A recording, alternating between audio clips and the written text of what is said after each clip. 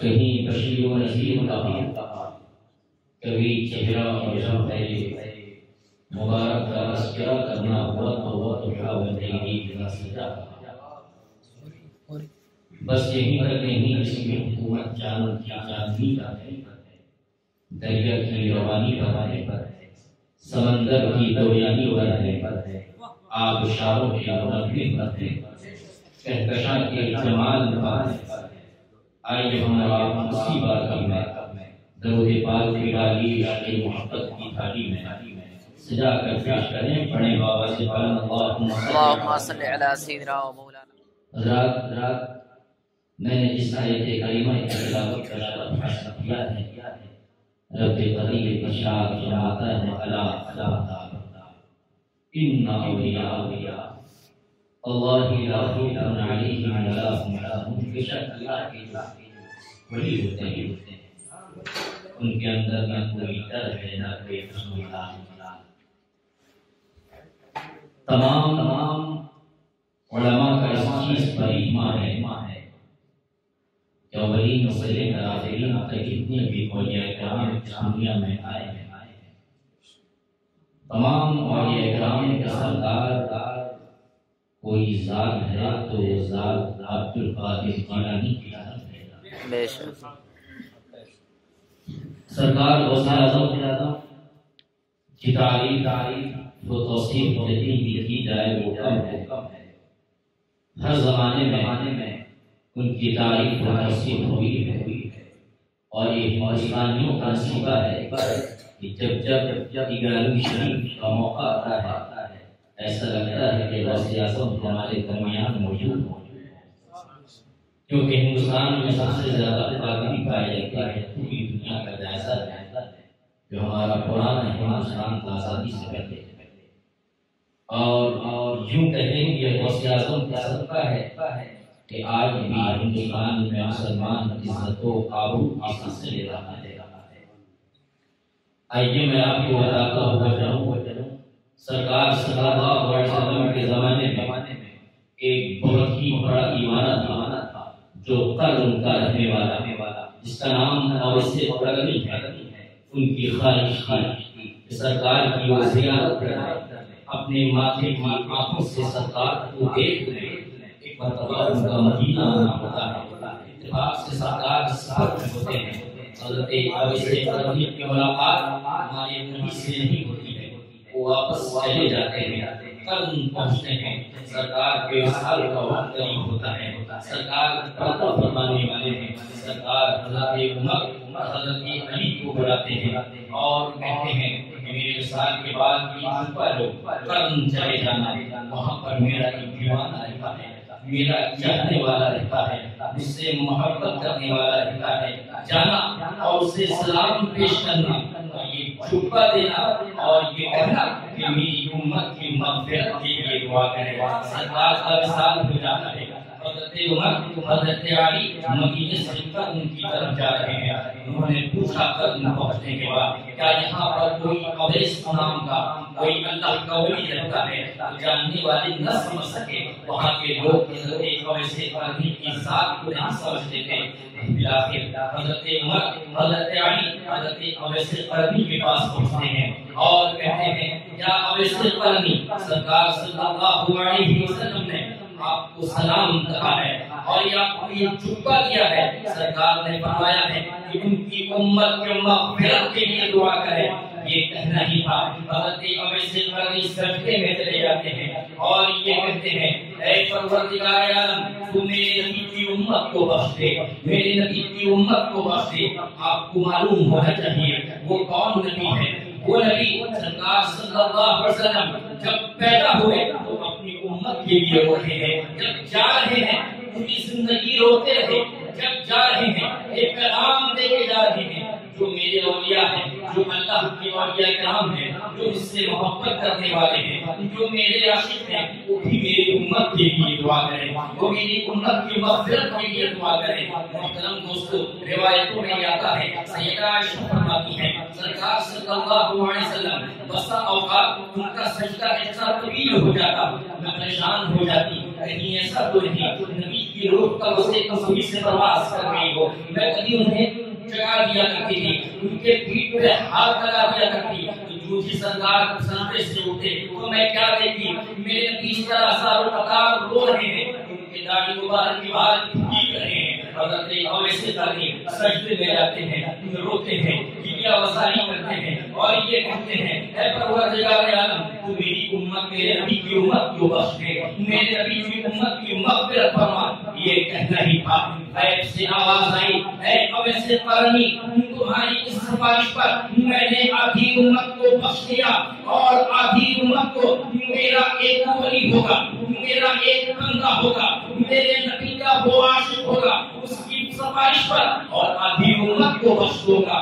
وہ کون ذات ہے؟ وہ ذات کوئی اور نہیں, حضرت عبدالقادر جیلانی کی ذات ہے, غوث اعظم کی ذات ہے.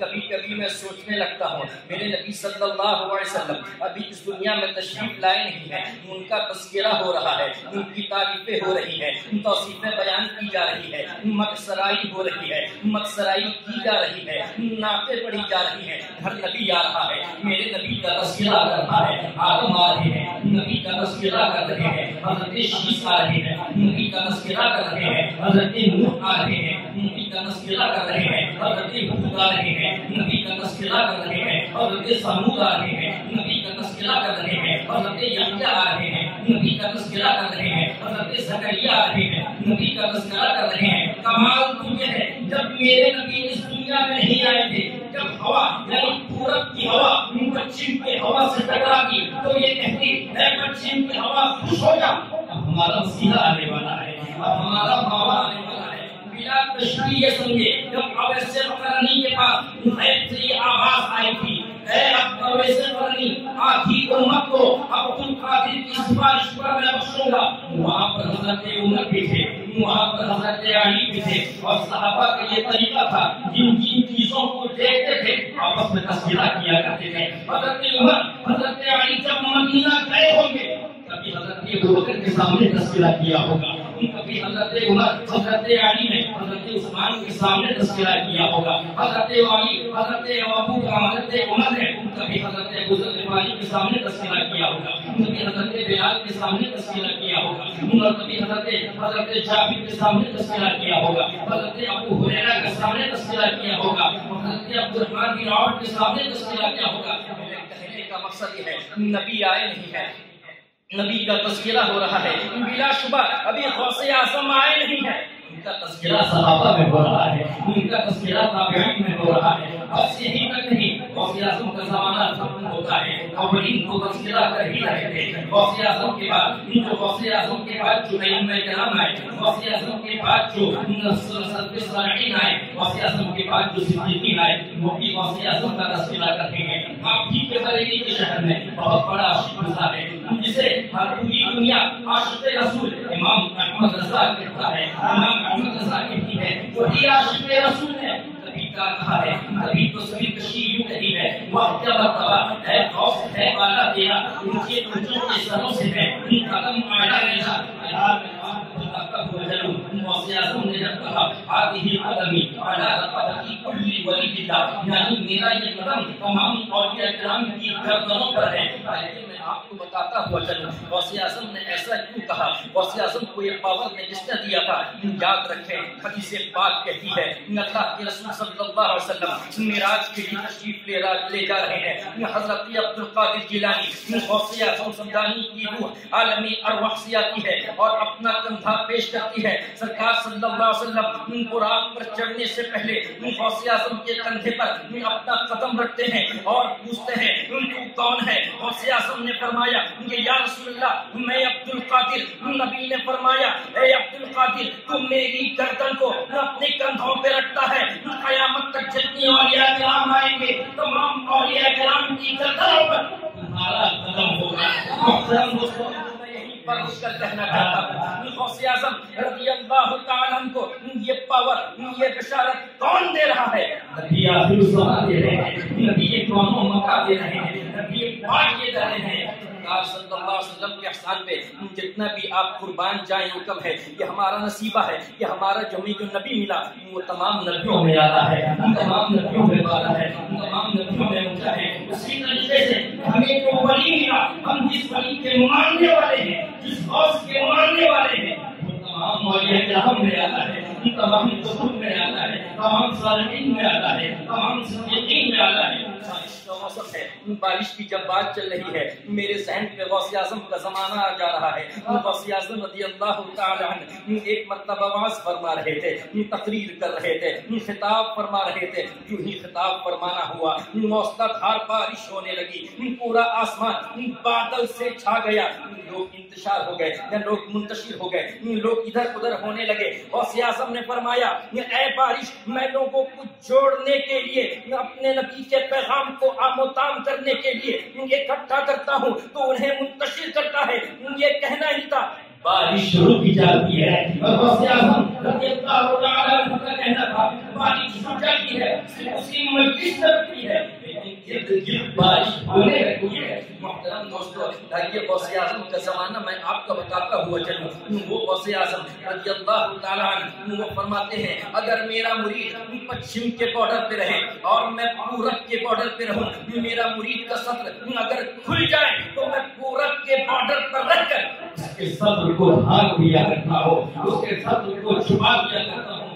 رضی اللہ تعالی عنہ فرماتے ہیں پروردگار عالم نے مجھ سے وعدہ کیا ہے قیامت کے دن کے دن میرے ہر مرید کو جنت میں داخل فرمائے گا, جنت میں جگہ عطا فرمائے گا. محترم دوستو, آئیے میں آپ کو بتاتا ہوا چلوں. غوث اعظم ابھی اس دنیا میں تشریف لائے نہیں ہیں, اپنی ماں کی شکم اقدس میں ہیں. اپنی ماں کی شکم اقدس سے کچھ ہی دن گزرتا ہے, غوث اعظم تشریف فرما ہو جاتے ہیں. جب تھوڑا بڑے ہوتے ہیں, جب ان کی عمر تھوڑی بڑھ جاتی ہے تو اپنی ماں سے کہتے ہیں امی جان یہ تو بتاؤ جب میں آپ کے پیٹ میں تھا کیا کبھی آپ کو انگور کھانے کی خواہش ہوئی تھی؟ غوث اعظم کی ماں کہتی ہے ہاں ہاں بیٹا مجھے انگور کھانے کی خواہش ہوئی تھی, لیکن اچانک پیٹ میں درد ہونے لگا, میں واپس چلی آئی. غوث اعظم فرماتے ہیں امی جان جب آپ انگور کے باغ کے پاس پہنچتی ہیں, جب اس پیڑ کے پاس پہنچتی ہیں, انگور اس بچے کو ہاتھ دینا چاہتی تھی, اس بچے کے پیچھے ایک سانپ تھا. میں پیٹ میں رہ کر سب دیکھ رہا تھا اور میں نے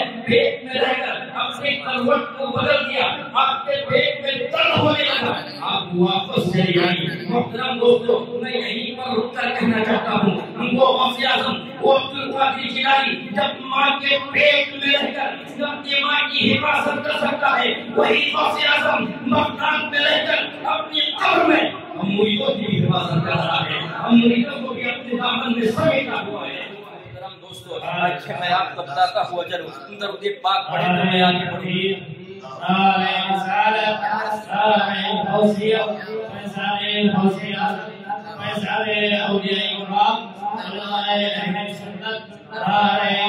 غوث اعظم کی کرامت تو بہت سی ہے, لیکن غوث اعظم کا علم کیسا تھا, غوث اعظم کیسے باکمال عالم تھے, وہ آئیے میں آپ کو بتاتا ہوا چلوں. اس زمانے میں حضرت ابن جوزی بہت بڑے مفسر گزرے ہیں, جو علماء اس چیز کو سمجھتے ہیں. حضرت عبد الرحمن بھی ہیں, وہ بھی بہت بڑے مفسر گزرے ہیں. غوث اعظم کا زمانہ تھا, یہ دونوں مفسرین کرام کا بھی زمانہ تھا. یہ دونوں مفسرین کرام غوث اعظم کی بارگاہ میں آتے ہیں اور یہ سوچ کے آتے ہیں آج ہم عبد القادر کا امتحان لیں گے. یہ تو ایران کا رہنے والا ہے, یہ تو ایک آجمی ہے, تو رائے کے اس کا امتحان لیتے ہیں. یہ دونوں غوث اعظم کی بارگاہ میں پہنچتے ہیں, غوث اعظم کی مجلس میں بیٹھتے ہیں, غوث اعظم کی آیت کی تلاوت کرتے ہیں. پہلی تفسیر جب انہوں نے بیان کی, حضرت ابن جوزی نے حضرت عبد الرحمن کی طرف دیکھا اور سر کو ہلایا, گویا کہ یہ کہنا چاہ رہے تھے یہ تفسیر تو ہمیں معلوم ہے. دوسری مرتبہ غوث اعظم نے دوسری تفسیر بیان کی تو حضرت ابن جوزی نے حضرت عبد الرحمن کی طرف دیکھتے ہیں اور پھر سر کو ہلاتے ہیں, یہ تفسیر تو ہمیں بھی معلوم ہے. اسی طریقے سے حضور غوث اعظم نے 11 تفسیریں بیان کی. یہ دونوں ایک دوسرے کو دیکھتے رہے اور اپنے سر کو ہلاتے رہے. غوث اعظم نے جب 12ویں تفسیر بیان کی, 13ویں تفسیر کو بیان کیا, 14, 15 یہاں تک کہ 40 تفسیر بیان کرتے چلے گئے. یہ دونوں ایک دوسرے کو تکتے رہے, گویا کہ میرا خدا غوث اعظم کے سطح میں غوث اعظم کو اپنے سامنے رکھ کر یہ کہنا چاہ رہا ہے کہ ابن جوزی سن, میں نے تجھے صرف وہی علم دیا ہے جو علم تم جانتے ہو, لیکن غوث اعظم کو میں نے عرض عطا کیا تم اسے کبھی نیچا نہیں دکھا سکتے، اسے کبھی تم کم تر دکھا نہیں سکتے۔ بس یہیں تک نہیں، آئیے غوث اعظم کے حوالے سے میں آپ کو بتاتا ہوں ضرور۔ یہاں پر علماء بھی بیٹھے ہیں، ہم علماء کا یہ طریقہ ہے، پہلے ہم الحمدللہ کہتے ہیں خطاب میں، اس کے بعد کہتے ہیں الحمدللہ رب العالمین۔ آپ ایک سے دو مرتبہ الحمدللہ کیوں کہتے ہیں؟ یہ طریقہ کب سے رائج ہے؟ آپ کو خوش ہو جانا چاہیے، یہ طریقہ ہمیں غوث اعظم نے دیا ہے، عبد القادر جیلانی نے دیا ہے۔ آپ بولیں گے مولانا آپ کیسی باتیں کرتے ہیں؟ ایک مرتبہ الحمدللہ کہنے سے بات تو غوث اعظم جب تقریر کر رہے تھے، مثال کے طور پر میں آپ کے سامنے تقریر کر رہا ہوں، میری آواز جہاں تک پہنچ رہی ہے وہاں کے لوگ سماعت کر رہے ہیں، لیکن غوث اعظم جب تقریر کرتے، جب الحمدللہ کہتے، پورے روئے زمین پر جتنے بھی علماء، جتنے بھی اولیاء ہوتے، سب اکٹھا ہو جاتے تھے، وہیں پر رک جاتے۔ کیوں؟ اس لیے کہ غوث اعظم خطاب فرمانے والے ہیں، غوث اعظم تقریر کرنے والے ہیں۔ مائکروفون کا زمانہ ہے، سائنس بہت ترقی کر چکی ہے، اگر 1000 2000 کا مجمع ہو، اگر 5000 10,000 کا مجمع ہو، اگر کوئی عالم بغیر مائک کے تقریر کرے پیچھے تک آواز نہیں جائے گی۔ ارے یہ تو دور کی بات ہے، جب امام صاحب کھڑے ہوں مصلی پر، بڑی جماعت ہو، لوگوں کی کثرت ہو، تو مکبر کی ضرورت پڑتی ہے۔ کیوں؟ اس لیے کہ آواز پیچھے تک نہیں پہنچ سکتی۔ لیکن غوث اعظم کا کمال ہے، غوث اعظم جب خطاب فرماتے پہلے صف میں جتنے لوگ ہوتے وہ تو سنتے ہی، یہاں تک کہ روایتوں میں آتا ہے غوث اعظم کی محفل میں 70,000 لوگ ہوتے تھے، وہ ہر ایک ساتھ سنتا تھا، غوث اعظم کی آواز کو سنتا تھا۔ گویا کہ یوں کریں، ہم تو مائکروفون کے محتاج ہیں، لیکن میرا غوث مائکروفون کا محتاج نہیں ہے، مائک کا محتاج نہیں ہے۔ محترم دوستو، غوث اعظم کی جب باتیں آ رہی ہیں، آئیے میں آپ کو بتاتا ہوا چلوں۔ غوث اعظم کی مجلس میں صرف عوام بیٹھا نہیں کرتی تھی، علماء بھی بیٹھا کرتے تھے، فقہاء بھی بیٹھا کرتے تھے، محدثین بھی بیٹھا کرتے تھے، مفسرین بھی بیٹھا کرتے تھے، اپنے وقت کا فلسفی بھی بیٹھا کرتا تھا۔ غوث اعظم خطبہ پر کھڑے ہیں، منبر پر کھڑے ہیں اور خطاب فرما رہے ہیں، قرآن کی تفسیر بیان کر رہے ہیں، کبھی حدیث پر روشنی ڈال رہے ہیں، اور اسی مجلس میں حضرت علی بن حیتی بھی موجود تھے۔ حضرت علی بن حیتی کون ہیں؟ اپنے زمانے کے بہت بڑے قطب ہیں، سب سے بڑے اپنے زمانے منبر پر کھڑے ہیں، وعظ کر رہے ہیں، تقریر کر رہے ہیں، خطاب کر رہے ہیں۔ حضرت علی بن حیتی اگلی صف میں بیٹھے ہوئے ہیں، اسی اسنا میں ان کی آنکھیں بند ہو جاتی ہے، غوث اعظم منبر سے نیچے تشریف لے آتے ہیں، حضرت علی بن حیتی کی آنکھیں کھلتی ہیں اور یہ کہتے ہیں یا سرکار غوث اعظم میں آپ کی تقریر سن رہا تھا، اسی اسنا میں میری آنکھیں بند ہو گئی اور میں نے تاجدار کائنات کی زیارت کی ہے، نبی کائنات کی زیارت کی ہے، نبی آخر الزمان کی زیارت کی ہے۔ غوث اعظم نے فرمایا علی بن حیتی سن، میں منبر سے نیچے اس لیے آ گیا، تم اپنی آنکھوں کو بند کر کے نبی کو دیکھ رہے تھے اور میں اپنی آنکھوں کو کھول کر نبی پاک کی زیارت کر رہا تھا، نبی پاک کو دیکھ رہا تھا۔ یہیں پر میں رک کر کہنا چاہتا ہوں، جب میرے غوث حضرت علی بن حیتی کے آپ کو دیکھ سکتے ہیں وہی اور محترم دوستو، غوث اعظم کی یہ شان ہے، غوث اعظم کا یہ کمال ہے، غوث اعظم کی یہ سیرت ہے، غوث اعظم کا یہ علم ہے، غوث اعظم کی یہ کرامت ہے۔ ہمارے علماء نے، ہمارے اجلہ نے غوث اعظم پر بہت ساری باتیں لکھی ہیں، بہت ساری چیزیں کہی ہیں۔ آپ نے ہر زمانے میں جب 11ویں شریف کا موقع آتا ہے، آپ علماء کی زبانی سنتے ہیں، غوث